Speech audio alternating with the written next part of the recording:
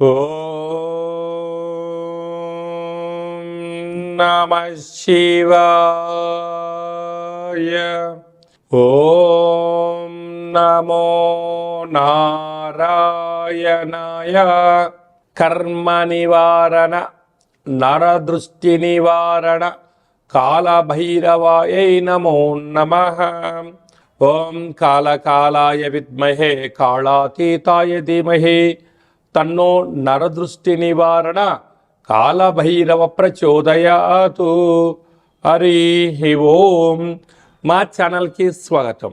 చూస్తున్న వీక్షకులకు, ప్రేక్షకులకు, ప్రియ కాళభైరవ భగవద్బంధులకి స్వాగతం పలుకుతూ, మమ్మల్ని ఎంతగానో ఆదరిస్తూ ఉండబడినటువంటి ప్రియ సోదర సోదరీమణులకు, ఎవరిపైనను గ్రహణం దోషం లేకుండా, గ్రహణం యొక్క శూల ఎవరిపైన పడకుండా అందరికీ ఐశ్వర్యాన్ని, ఆనందాన్ని ప్రసాదించాలని, అలాగనే తెలుగు సంవత్సరానికి వీడుకోలు పలుకుతూ కొత్త తెలుగు సంవత్సరానికి స్వాగతం పలుకుతున్నటువంటి కాల సమయంలో కనుక అందరికీ ఈ సంవత్సరంలో జరిగినటువంటి అద్భుతాలు, ఐశ్వర్యాలు అలా జీవితకాలంలో నిత్యము ఐశ్వర్య ఆనందంగా గడపాలని, సకల అష్ట కష్టాలకు స్వస్తి పలుకుతూ నూతన అధ్యాయ జీవితంలో సువర్ణ అధ్యాయానికి స్వాగతం పలకాలని కోరుకుంటూ, అందరికన్నా ముందుగా శ్రీ పరాభవనామ సంవత్సర పండగ శుభాకాంక్షలు. మనకు 1వ తారీఖు మార్చి నెల 2026 నుండి 15/3/2026 వరకు పుట్టినటువంటి వారందరికీ ముందస్తుగా జన్మదిన శుభాకాంక్షలు. గతంలో వివాహం చేసుకున్న వారికి వివాహ వార్షికోత్సవ శుభాకాంక్షలు. ద్వాదశ రాశుల్లో గ్రహ గమనాలు వీక్షింపచేద్దాం. మిథున రాశిలో దేవగురు బృహస్పతి సంచార స్థితి, సింహరాశిలో కేతు సంచార స్థితి, కుంభరాశిలో చతుర్గ్రహ సంచార స్థితి, రవి, కుజ, బుధ, రాహు సంచార స్థితి, మీనరాశిలో శుక్రుడు మరియు శని సంచార స్థితితో ద్వాదశ రాశుల్లో గ్రహ గమనాలు ఈ విధంగా ఉన్నాయి.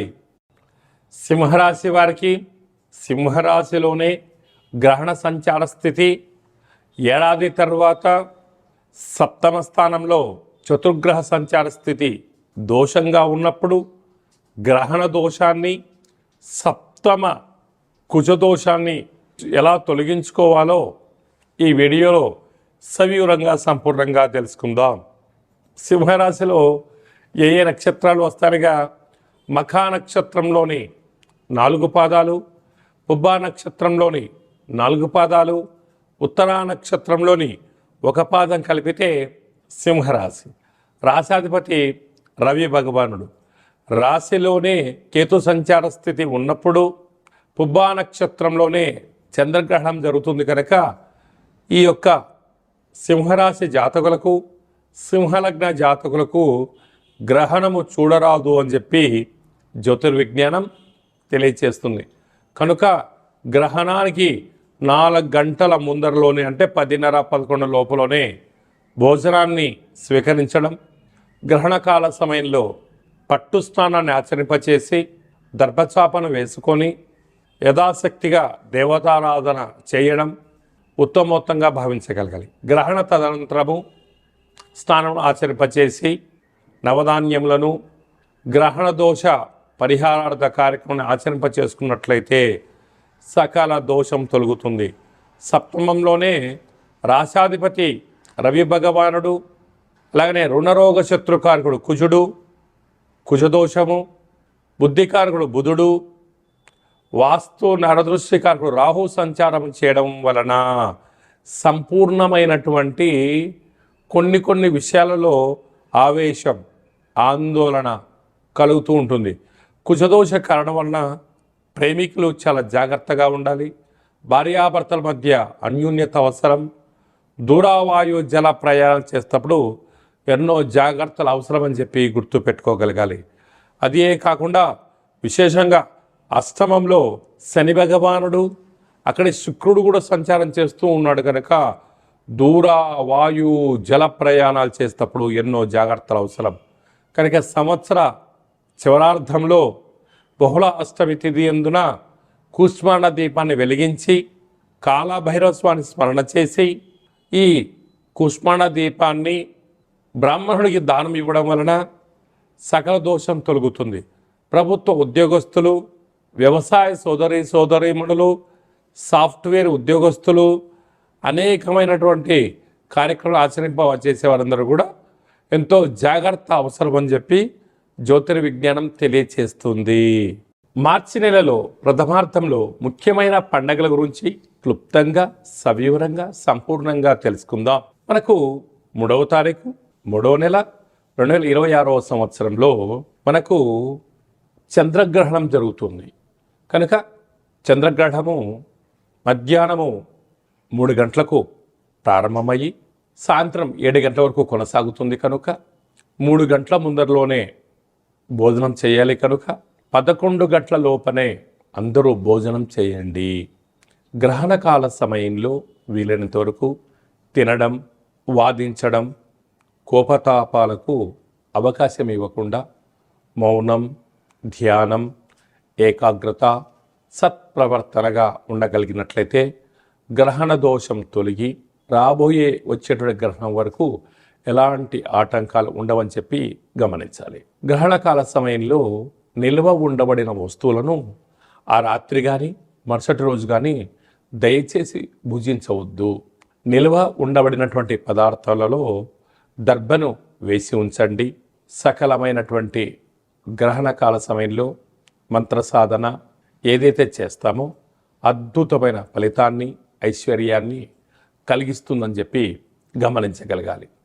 11వ తారీఖున పాల్గొన మాస బహుళ అష్టమి, అంటే ఈ తెలుగు సంవత్సరాదిలో చివరి అష్టమి. కనుక ఈ సంవత్సరంలో జరిగినటువంటి అష్ట కష్టాలను తొలగించుకొని రాబోయేటువంటి శ్రీ పరాభవనామ సంవత్సరానికి స్వాగతం పలుకుతున్న కాల సమయంలో ఇంటిలో శుద్ధి పెట్టుకొని నింబకుస్మ దీపాన్ని కానీ, నారికేల దీపాన్ని కానీ, అలా కుష్మాండ దీపాన్ని కానీ పెట్టి కాళ్ళ భైరవ స్వామి యొక్క స్మరణ, ధ్యానము చేయగలిగినట్లయితే సకల అష్ట కష్టాలు తొలగిపోయి ఈ సంవత్సరంలో మనపైన ప్రసరించినటువంటి నరదృష్టి, శత్రు ప్రభావాలు అన్నీ తొలగిపోతాయని చెప్పి గమనించాలి. అలా కుదరలేనటువంటి వారు ఈ కింది నెంబర్ సంప్రదించినట్లయితే మన యొక్క దేవాలయంలో నిత్యము కాళ్ళభైరవ హోమ కార్యక్రమాలను ఆచరింపచేయడం జరుగుతుంది. కనుక అందరికీ వీడియో కాల్ ద్వారా చూపించి మీ గోత్రనామములతో కాళ్ళభైరవ పూజ, హోమ కార్యక్రమం చేయించి ప్రసాదంను మీకు పంపించడం జరుగుతుందని చెప్పి కూడా గమనించాలి. అలాగనే మీ వ్యక్తిగత జాతకం తెలుసుకోవాలనుకుంటున్నారా? మీ పేరు, పుట్టినటువంటి తేదీ, నెల, సంవత్సరం, పుట్టిన సమయాన్ని వ్రాసి మీరు పంపించగలిగినట్లయితే 100 సంవత్సరముల జాతకాన్ని సవివరంగా, సంపూర్ణంగా వ్రాసి మీకు వాట్సాప్ ద్వారా పంపించి మీరు పుట్టినప్పుడు గ్రహ గమనాలు ఎలా ఉన్నాయి, ప్రస్తుతం ఎలా ఉంటున్నాయి, రాబోయే కాలంలో ఎలా ఉండబోతున్నాయో సవివరంగా, సంపూర్ణంగా తెలియజేయడం జరుగుతుందని చెప్పి గమనించాలి. చాలామందికి పుట్టినటువంటి కాల సమయంలో డేట్ ఆఫ్ బర్త్లో లేనటువంటి వారికి మీ పేరు యొక్క మొదటి అక్షరాన్ని అనుసరిస్తూ రాశిని తెలియచేస్తూ రాశి యొక్క స్థితిగతులను వివరిస్తూ రమణ శాస్త్రం ద్వారా, అనగా గవళ ద్వారా భూత, భవిష్యత్, వర్తమానాన్ని తెలియచేయడం జరుగుతుంది. రమణ శాస్త్రం ద్వారా కాళభైరవ ఉపాసన చేత, సంపూర్ణమైనటువంటి విషయ పరిజ్ఞానం చేత మనము జీవితాన్ని తెలుసుకుందాం. జాతకంలో ఉండబడినటువంటి ఆటంకాలను తొలగించుకుందాం.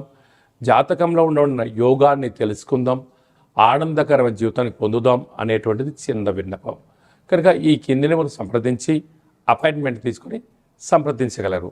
అందరికీ శుభాన్ని, జయాన్ని, ఐశ్వర్యాన్ని ప్రసాదించాలని ఈ తెలుగు సంవత్సరానికి వీడుకోలు పలుకుతూ కొత్త సంవత్సర కాలం సమయంలో అందరికీ ఆనందాన్ని ప్రసాదించాలని మనసారా మనం కూడా మరొక్కసారి కాళభైరవ స్వామి వారిని కోరుకుంటూ ఆశీర్వచనం.